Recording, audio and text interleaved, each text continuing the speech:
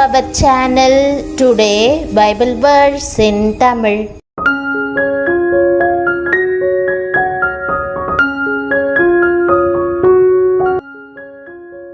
இன்றைய வசனம் சங்கீதம் 37:39. கிறிஸ்துவுக்குள் பிரியமானவர்களே, நம்முடைய ஆண்டவரும் இரட்சகருமான இயேசு கிறிஸ்துவின் வல்லமையுள்ள நாமத்தில் உங்களை வாழ்த்துகிறேன். இன்றைக்கு ஆண்டவர் நீதிமான்களுடைய இரட்சிப்பு கர்த்தரால் வரும். இக்கட்டு காலத்தில் அவரே அவர்கள் அடைக்கலம் என்று உங்களுக்கு வாக்கு பண்ணுகிறார். இந்த வசனம் கூறுகிற வண்ணம் ஆண்டவர் தமது இரட்சிப்பினால் இன்றைக்கு உங்களை அலங்கரிப்பார். ஆகவே சந்தோஷமாயிருங்கள். கர்த்தர் சாந்த குணமுள்ளவர்களை இரட்சிப்பினால் அலங்கரிப்பார் என்று வேதம் கூறுகிறது. சாந்த குணமுள்ளவர்களை கர்த்தர் கண்ணோக்குகிறார். நீதிமான்கள் நன்றாக இருப்பதில் பிரியமாயிருக்கிறார் என்பதே இந்த வசனத்தின் பொருளாகும். தேவன் தம்முடைய இரட்சிப்பினால் நம்மை அலங்கரிப்பதற்கு வேறு எந்த புறம்பான அலங்கரிப்பும் ஈடாகாது. அழிந்து போகிற அலங்கரிப்புகளினால் அல்ல, நித்தியமான பரிசுத்த அலங்கரிப்புகளினால் உங்களை அலங்கரியுங்கள். அழிந்து போகிற உலக அலங்கரிப்பு வேதனைகளுக்குள்ளும் அழிவிற்குள்ளும் இழுத்து செல்லும். அழியாத நித்திய பரிசுத்த அலங்கரிப்போ மகிமைக்குள்ளும் உன்னத ஆசீர்வாதங்களுக்குள்ளும் வழிநடத்தும். அவர்களை நீதியின் வழியிலும் நியாய பாதைகளுக்குள்ளும் நடத்துகிறேன் என்று வேதம் கூறுகிறது. நீதியின் வழியிலும் நியாய பாதைகளிலும் ஞானமே உங்களை வழி நடத்துகிறது. ஆனால் அதை தெரிந்து கொள்ள வேண்டியது உங்கள் பொறுப்பாகும். ஞானத்தை தெரிந்து கொள்வதும் தெரிந்து கொள்ளாதிருப்பதும் உங்கள் கையில்தான் உள்ளது. வெள்ளியை பார்க்கிலும் என் புத்திமதியையும் பசும் பொன்னை பார்க்கிலும் ஞானத்தையும் அங்கீகரித்து கொள்ளுங்கள் என்று வேதம் வலியுறுத்துகிறது. ஞானம் என்பது என்ன? அது தேவனுடைய வார்த்தையாகும். தேவனுடைய வார்த்தையை தவறாமல் வாசித்து அதை மனப்பாடம் செய்து எப்போதும் தியானித்து கொண்டிருந்தால் நீங்கள் ஞானத்தை பெற்றுக்கொள்வீர்கள். என் வாயின் வாக்குகள் எல்லாம் நீதியானவைகள் என்று வேதம் கூறுகிறது. ஆம், தேவனுடைய வார்த்தையிலிருந்து கிடைக்கிற இந்த ஞானம் நீதியின் வழியில் உங்களை நடத்தும். ஆனால் நாமாகவே நீதியின் பாதையில் நடந்துவிட இயலாது. ஆகவேதான் தாவீது அவர் என் ஆத்துமாவை தேற்றி தம்முடைய நாமத்தின் நிமித்தம் என்னை நீதியின் பாதைகளில் நடத்துகிறார் என்று கூறுகிறான். தேவனுடைய நீதியின் வழியானது இடுக்கமான வாசலாக இருக்கிறது. அவர் அதை நோக்கி நம்மை நடத்துகிறார். இடுக்கமான வாசல் வழி நெருக்கமானது என்று வேதம் கூறுகிறது. அநேக உபத்திரவங்களின் வழியாக நாம் தேவனுடைய ராஜ்யத்திற்குள் பிரவேசிக்க வேண்டும் என்பதே இதன் பொருளாகும். இதுவே நீதியின் பாதையா இருக்கிறது. பிரியமானவர்களே, தேவனுடைய வார்த்தையின் தற்சுரூபமாயிருக்கிற இயேசுவாகிய ஞானத்தை தெரிந்து கொள்ளுங்கள்.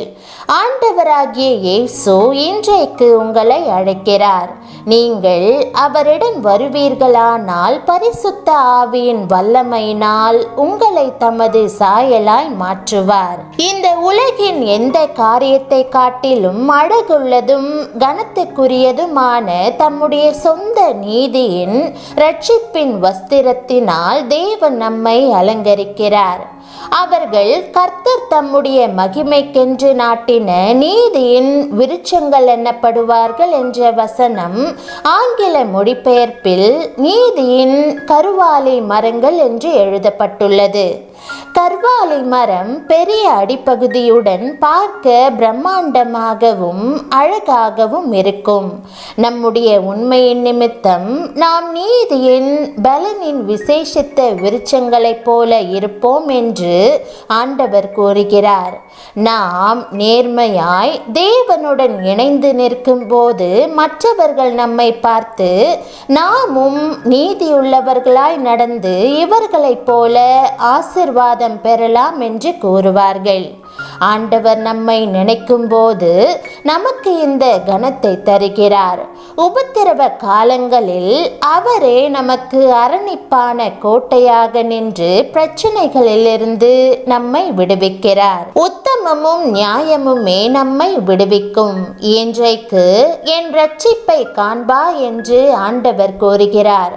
உத்தமமாய் வாழ்ந்தாலும் ஏன் பாடுகள் என்று நீங்கள் யோசித்துக் கொண்டிருந்தால் ஆண்டவர் உங்களோடு இருந்து உபத்திரவங்களிலிருந்து உங்களை விடுவிப்பார் என்று நம்புங்கள். பிரியமானவர்களே, தேவனாகிய கர்த்தர் தமக்கு முன்பாக பயபக்தி உள்ளவர்களாக பரிசுத்தமாய் வாழ்வதை எவ்வளவாய் விரும்புகிறார்.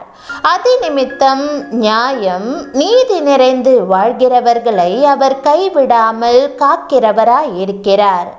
இன்று நாம் இத்தகைய மேலான ஆவிக்குரிய ஆசீர்வாதங்களை பெற்று அனுபவிக்கிறோமா, அல்லது பெயரளவில் கிறிஸ்தவர்களாக வாழ்கிறோமா? இப்பொழுதே நம்மை ஆராய்ந்து பார்த்து குறைவுகளை சரிப்படுத்திக் கொள்வோம். கர்த்தர் நம்மை நீதியின் பாதையில் பரிசுத்தத்தில் வழிநடத்த வல்லவராய் இருக்கிறார். ஜெபம். அன்பின் ஆண்டவரே, நீர் என்னை நீதியின் வழியில் நடத்துவதற்காக உம்மை ஸ்தோத்தரிக்கிறேன். உம்முடைய ஆவியினால் என்னை நிறைத்து எல்லா சூழ்நிலைகளிலும் உமக்கு முன்பாக நேர்மையாக நடக்கும் பலனை எனக்கு அருளி செய்யும். வலது புறமாவது இடது புறமாவது திரும்பாமல் இருக்க எனக்கு உதவி செய்யும். ஆண்டவரே, நீரே வழியும் சத்தியமும் ஜீவனுமாய் இருக்கிறீர். நீரே நல்ல மேய்ப்பன். ஆண்டவரே, என் கரத்தை பிடித்து இடுக்கமான பாதையின் வழியாக என்னை நடத்தும். உம்முடைய இந்த பாதையில் நடந்து நான் இன்னும் அதிகமாக உம்மை அனுபவிக்கவும் உம்முடைய மகிமைக்கென பிரகாசிக்கவும் எனக்கு உதவும். உம்மிடத்திலிருந்து எனக்கு ரட்சிப்பு வருகிறது. உபத்திரவ நேரங்களில் நீர் மாத்திரமே என் கண்மலையும் என் ரட்சிப்பும் என் கோட்டையுமாய் இருக்கிறீர். நான் உம்மையே முழுவதுமாய் நம்பியிருக்கிறேன். நீர் எப்பொழுதும் என்னோடு இருப்பதினால் சூழ்நிலைகளை கண்டு அஞ்ச மாட்டேன். ரட்சிப்பின் வஸ்திரத்தை எனக்கு உடுத்துவித்து நீதியின் சால்வையை அணிவித்து என்னை அலங்கரிக்க வேண்டும் என்று ஜெபிக்கிறேன். எல்லா உபத்திரவங்களிலிருந்தும் என்னை விடுவித்து உமக்குள் நான் களி கூறும்படி செய்யும்.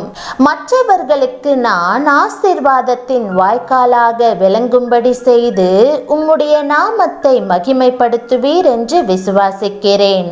இயேசுவின் நாமத்தில் ஜெபிக்கிறேன் நல்ல பிதாவே, ஆமேன்.